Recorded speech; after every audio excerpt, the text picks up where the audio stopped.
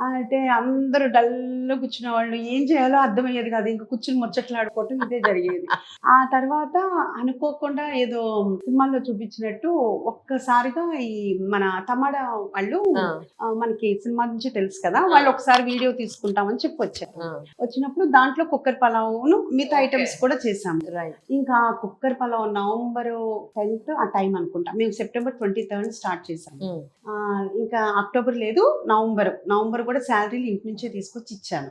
October గాని November గాని నేను అనుకున్న దేవుడి దగ్గర అయితే మాత్రం అనుకున్నా నేను మళ్ళీ డిసెంబర్ లో శాలరీస్ ఇచ్చేటప్పుడు నేను ఇంట్లోంచి తీసుకురాకూడదు హ్మ్. అని అనుకున్నా. హ్మ్. అసలు నవంబర్ 10th 11th ఇంకా అసలు ఒక్కసారిగా ఈవినింగ్ స్టార్ట్ అయింది. అసలు తండోపతండా. వచ్చేసారు అసలు నాకు అన్ని కుక్కర్ లేవు. నేనేదో అది కాదు అసలు చూడండి, నేను పరిచయం ఉండి కూడా ఒక్క ప్రమోషన్ కూడా అడగలేదు నన్ను పక్కన పెట్టుకొని.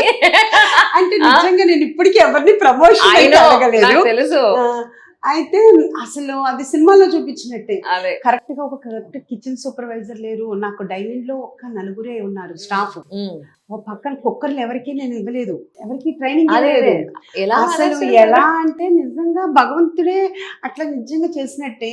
ఎలా చేశామో మా వాళ్ళు ఎలా చేశారు, నేను ఎలా చేశాను. అసలు 1 అవర్ 1.5 అవర్ 2 అవర్స్ రోడ్డంతా నిండి మీరు వచ్చారు కదా అక్కడికి. అవును. రోడ్డు బయట వరకు జనాలు.